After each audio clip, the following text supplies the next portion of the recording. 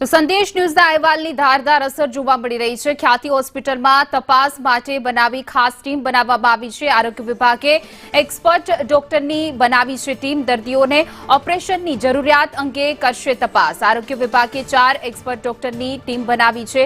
Sola civil UN Mehta હોસ્પિટલની team જે છે તે તપાસ કરશે અને વધુ વિગતો સાથે અમારા સંવાદદાતા હિરેન રાવલ જોડાઈ ગયા છે। જે હિરેન, હવે સંદેશ ન્યૂઝના અહેવાલ બાદ હવે તાત્કાલિક ટીમ બનાવી દેવામાં આવી છે અને જે 5 અન્ય દર્દીઓ પણ સારવાર હેઠળ છે તેની પણ તપાસ કરાશે। અને સોલા સિવિલ યુએન મહેતા હોસ્પિટલના એક્સપર્ટ ડોક્ટરોની કમિટી છે તે બનાવવામાં આવી છે।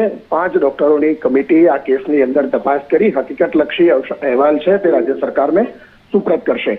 સંભવતઃ ડોક્ટરોની એક ટીમ છે એ ત્યાં પહોંચી છે। જે 7 પૈકી દર્દીઓ આઈસીયુમાં છે એમને ફર્ધર ટ્રીટમેન્ટની જરૂરિયાત છે કે કેમ એની પણ તપાસ આ ડોક્ટરોની ટીમ છે તે કરશે અને જરૂર જણાશે તો એમને તરત જ સોલા સિવિલ અથવા તો યુએન મહેતામાં મોકલવા માટેની વ્યવસ્થા રાજ્ય સરકાર તરફથી કરવામાં આવશે।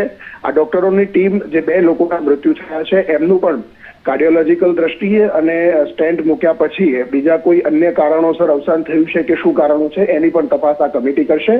સંભવતઃ 2 થી 3 દિવસની અંદર જ આ કમિટી છે પોતાનો પ્રાથમિક અહેવાલ આરોગ્ય વિભાગને સુપ્રત કરશે।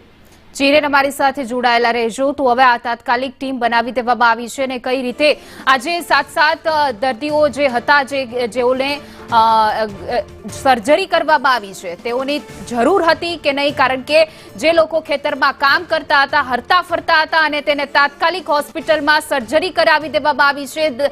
હૃદય છે તે ચીરી નાખવામાં આવ્યા છે। 2 લોકોના મૃત્યુ થઈ ગયા છે। ત્યારે હવે સરકાર જાગી છે, હવે પ્રશાસન જાગ્યું છે અને જે સ્પેશિયલ ડોક્ટરો છે તેની ટીમ બનાવી દેવામાં આવી છે અને હવે ટીમ છે તે તપાસ કરશે કે જે આ દર્દીઓ હતા તેઓને ઓપરેશનની જરૂર હતી કે નહીં, કે અન્ય સાથે જ જે 5 દર્દીઓ આઈસીયુમાં એડમિટ છે તેની પણ તપાસ કરશે અને તેઓને પણ સારવાર આપશે।